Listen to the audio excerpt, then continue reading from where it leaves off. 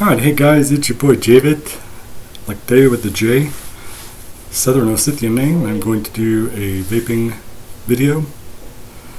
And as you can see from the title of the video, I'm going to talk about how vaping changed my life.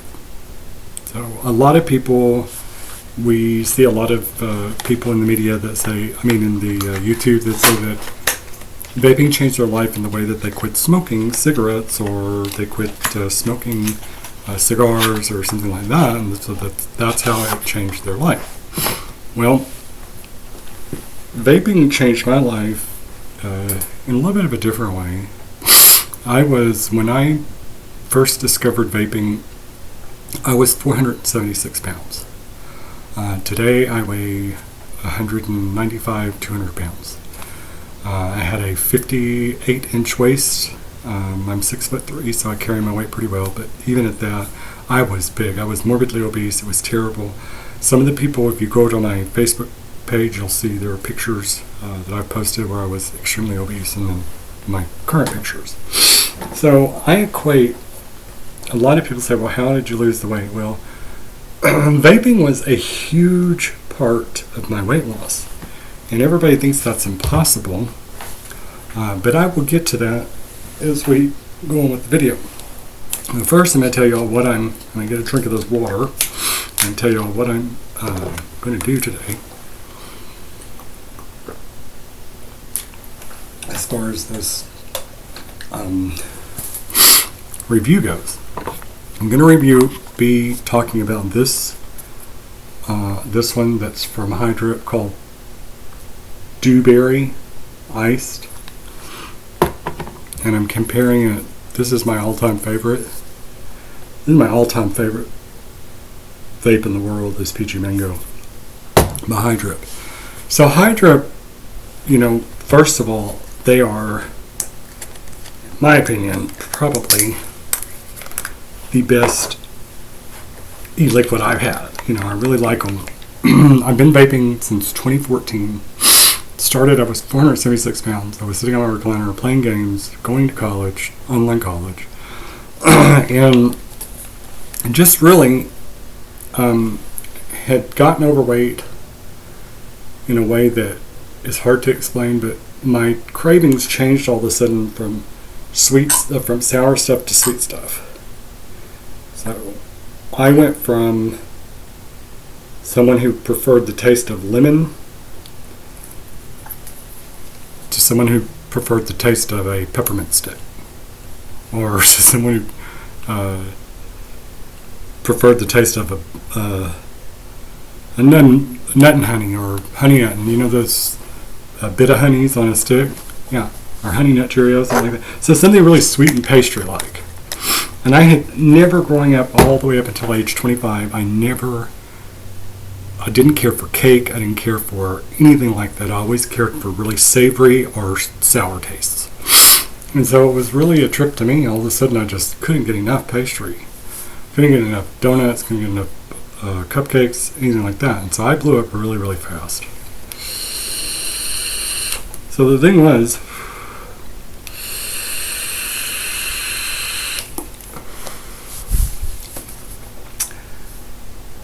I scoured online, tried to find all these different diets, and I didn't try any of them because I thought, they're all fad diets.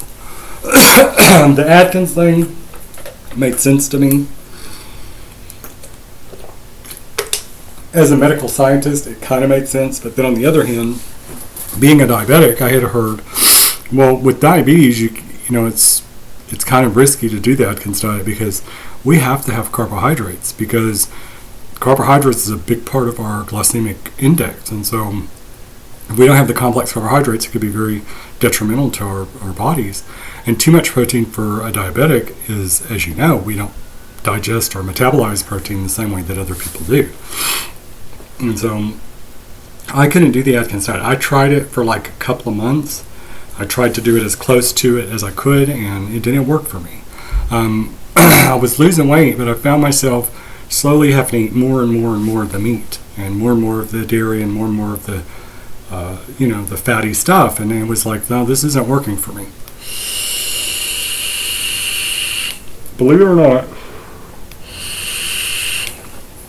by age 27, I have blown up from 185 pounds, age of 25, all the way up to 476 pounds, from a 36-inch waist all the way up to a 58-inch waist, and I was miserable. I wanted my life to be over. It was terrible. I was suicidal. I'm not going to lie to y'all.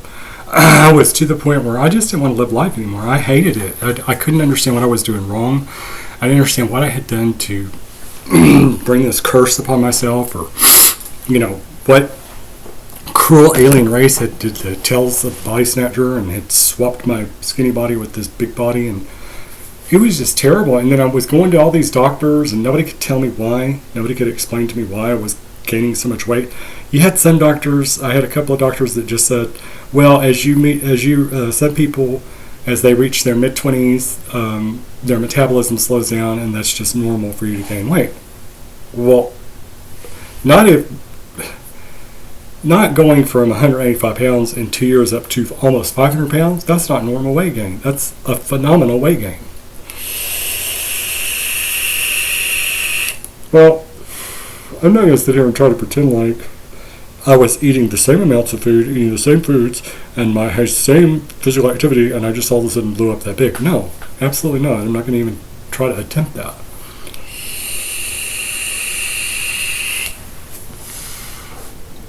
But it took. Okay, so I went to so many doctors, and no one could figure it out. So finally, one of my relatives was watching a commercial online one day about a certain medication for psychiatric conditions, and bingo. Everything that it read off as possible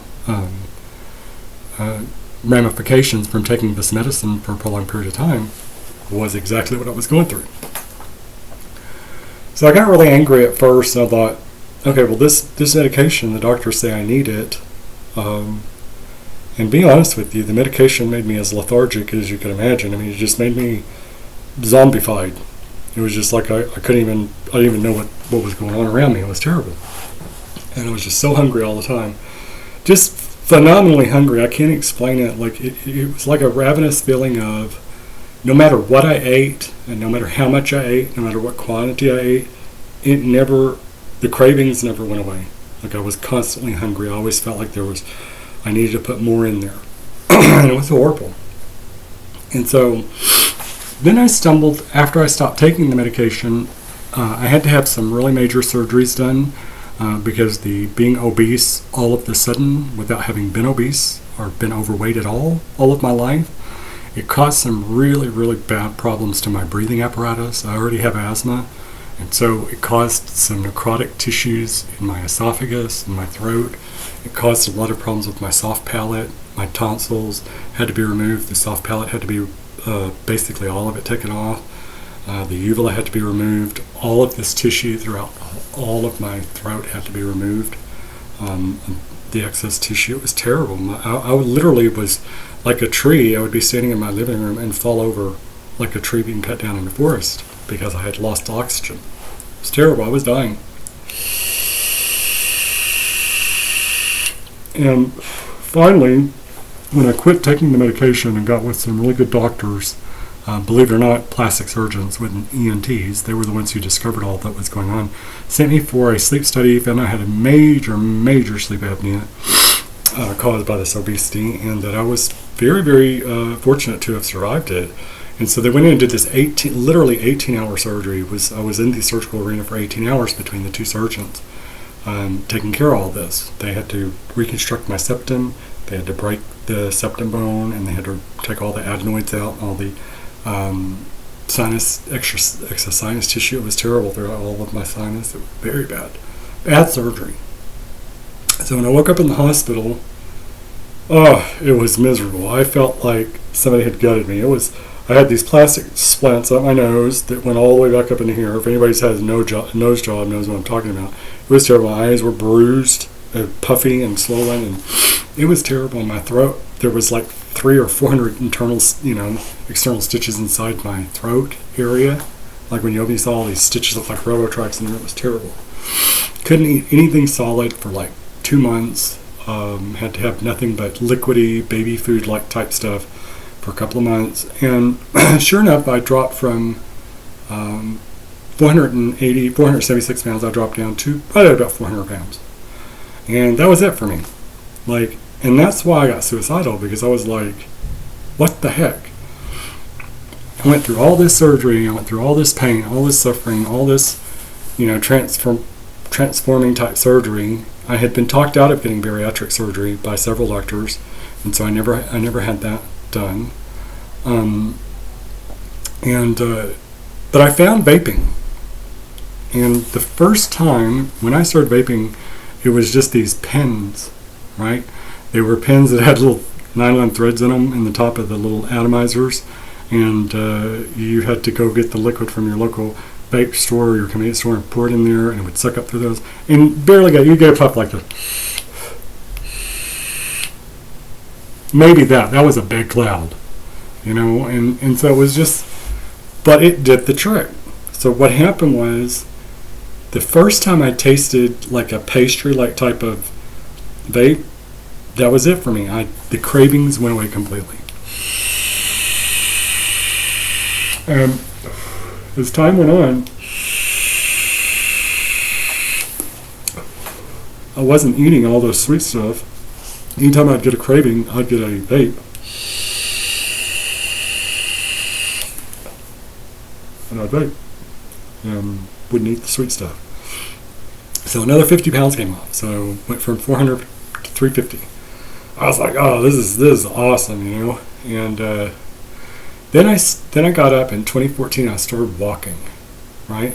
I started walking, and I mean, it was hard at first. It was so hard because my whole body had been sitting it for about 5 years. I hadn't walked, and it was really quite scary.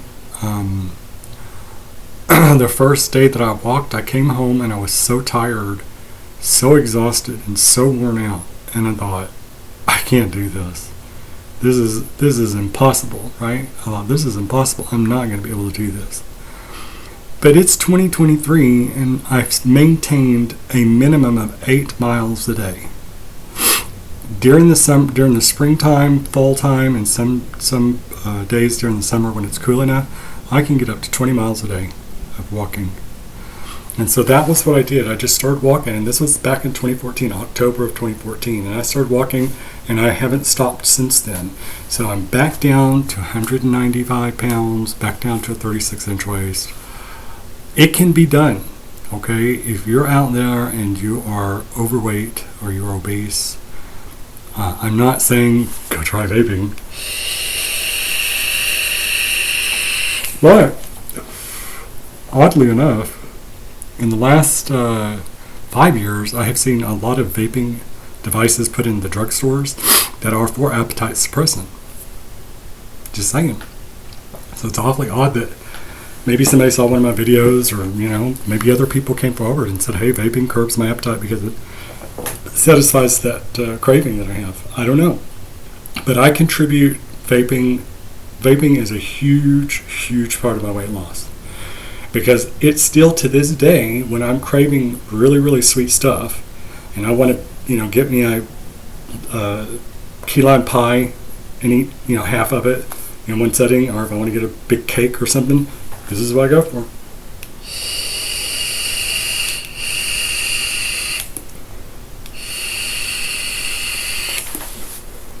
And after a few hits off that, I'm not craving it anymore. So, yeah. So just saying, you guys, now this is what I'm going to tell you about. This particular, I don't know who could vape this dewberry. Apparently it's supposed to be honeydew melon and strawberry.